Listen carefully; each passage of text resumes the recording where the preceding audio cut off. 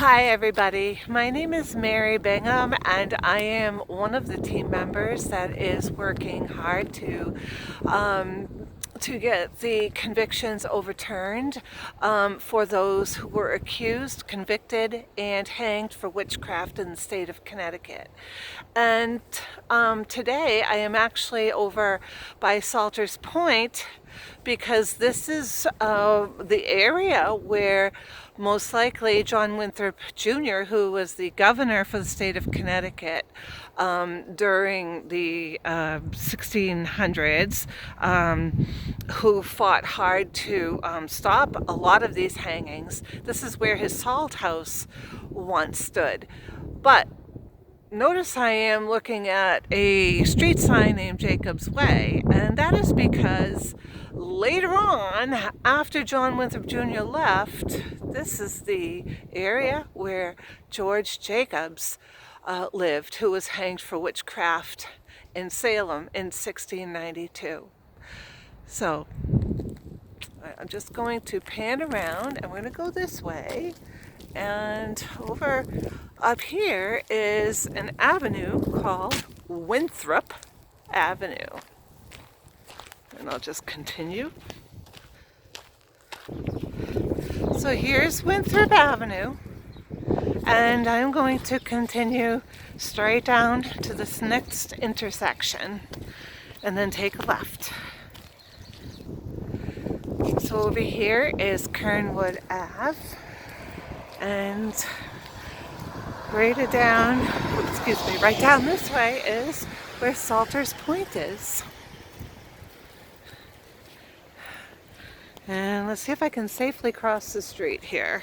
I'm going to do my best to read my narrative because it's so windy out here, but it's so beautiful. So here it is. Here's the story. John Winthrop Jr.'s stepfather-in-law, Hugh Peters, worked hard to rally support and develop a New England fishery. The mindset was that the fishing trade provided the quickest way to economic stability. The main issue, however, was the lack of salt in the colonies to preserve the fish for shipment. Importing salt was not an option due to the astronomical expense. Therefore, Hugh turned to John Winthrop Jr. for much needed assistance. Due to his alchemical knowledge, John knew that salt could quickly be extracted from seawater. As early as 1636, the venture received funding, at the very least, by John's aunt, Lucy Downing, at her request. It took 2 years at most for this venture to take off, presumably because John waited for the land at Salem to be officially granted to him. It was finally granted in the summer of 1638.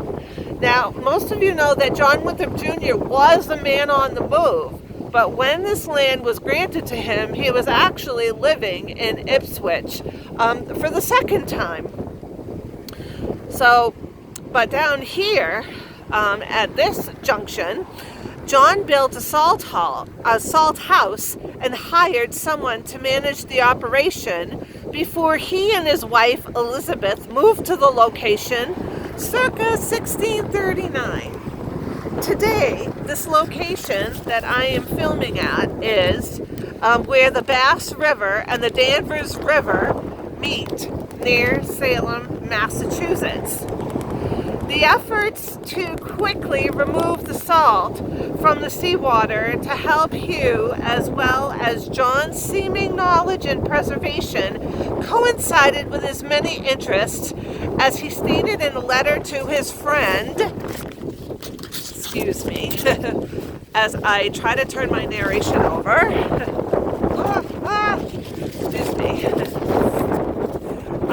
Jacob Golius, also known as Jacob von Bull. And Jacob,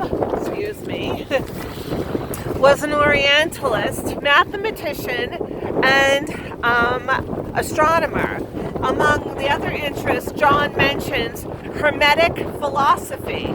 This philosophy, among many other things, attributes the magical act of sealing a container to keep its contents preserved to the ancient Greek god named Hermes the Thrice Majestic. Hermes was the mythical founder of alchemy and astrology. As Walt Woodward states in his book, Prospero's America, on page 55, Winthrop's initial venture into industrial technology might have achieved marginal success, but it set the stage for greater projects ahead. And right now I am standing at the western bank at the junction of the Bass and Danvers rivers, looking toward Pleasant View Beach, which is over there on the eastern bank. For those of you that are interested in our exoneration project, I'm going to post links in the details section of this video for all of our social media outlets that you can link to and see what we're doing.